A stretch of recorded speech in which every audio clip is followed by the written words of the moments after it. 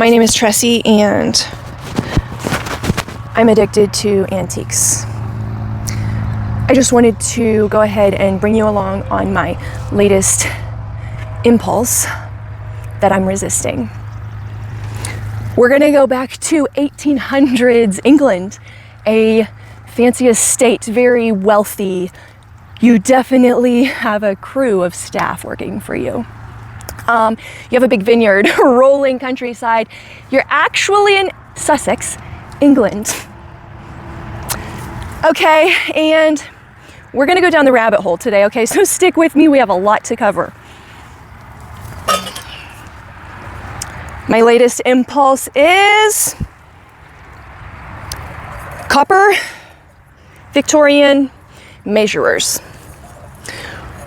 So we're gonna go back to early 1800s, 1824 to be exact.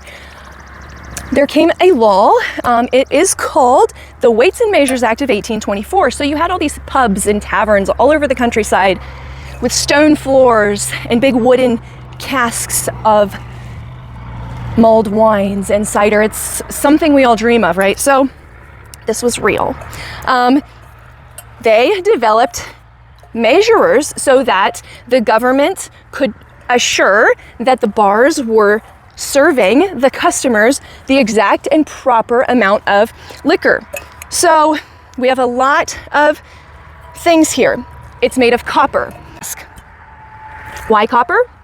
Because you could drop it and it wouldn't break. Okay, it could easily be lined with tin. So there's a few things to know about the lining of Victorian copper measurers. Either they're lined with tin or they're not. So if they were lined with tin, that means that they were governmentally approved for commercial use.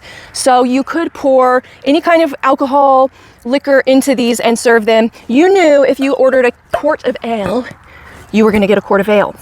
The reason they had to be lined with tin was because that the acidity in the liquor actually causes a reaction with copper that becomes poisonous and you can't drink it. So you line these with tin and it takes away that problem, but you still have this sturdy metal container. You can slide it up and down the bar as you refill it. Another thing that is it will date all of your Victorian measures is the silhouette, the style. This is called a thistle or a bell shape. So that's because it has a big belly and a wider foot, and then a neck with like an outer, this edge is very kind of key in the dating, and it also kind of does the location of your measurers. So these measurers were very particular to England, whereas like if you find a copper Scotland Victorian measurer, it's gonna have a straight edge. And so there's also another thing we're gonna talk about with the rim. So the rim was really rolled really tightly. Sometimes they placed a wire along there because if this wasn't a really hard top, when they would fall, you would get, the copper is overall a softer metal, and so on those stone floors it would chip, and eventually you could maybe be selling less ale. You know, if you kind of chipped it down, then you know, you don't want to be doing that. So you want to get your full ale. You don't want those edges around there. Another thing that will date your copper Victorian measurers is the handle. So this handle is particular. It is called a strap handle because it's just very crisp line. That's about 1880s. Before the 1880s, they were a little bit more crude shaped, a little bit different welding.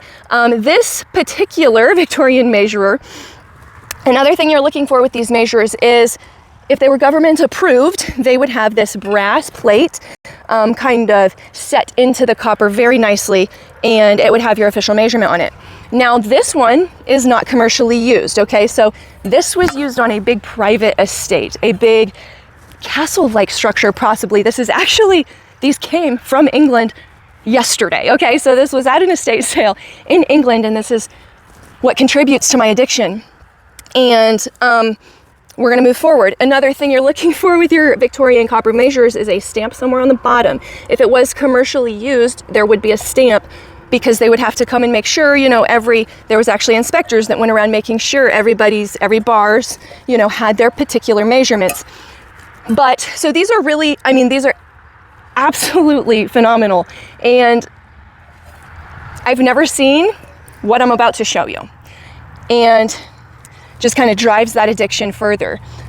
These, I'm going to tell you, so there's not just one, there's a set. And this set at the time of, this one was probably 1880s, 1910s at the latest, because of the things we talked about, kind of the structure, the brass plate. There is no stamp on these, which tells you that they were used in a state, a place we all dream of, right? They were milking cows every morning, bringing cream in by the quart, pressing their grape juice, bringing it to the table by the pint. Okay, they were probably tapping trees, bringing syrup to the table by the half pint. Oh yeah, there's more. Then we get to the hard drugs, okay? This is a gill. What is a gill, you ask? A gill is the measurement of a British teacup, or approximately 5 fluid ounces. So this would be maybe your glass of fresh pressed wine, or cider, depending. It would probably be cider coming up, probably some peach, sweet peach nectar for dinner. And then you have your half gill. And I guarantee you had some fresh pressed honey up in this half gill. You got fresh baked breads. In bars, a half gill is a traditional 2.5 ounce shot. So again, if these were lined for commercial use, they would all be liquors. So you have your wine, you have like your big nightly cup of ale or whatever you would call it, and then you have your pitcher of ale. So this is often my problem, and I just kind of wanted to let everybody know how it was going out here. And this is why we have to open up places like Pipe Creek Mercantile, because you're not alone. I'll see you there, okay?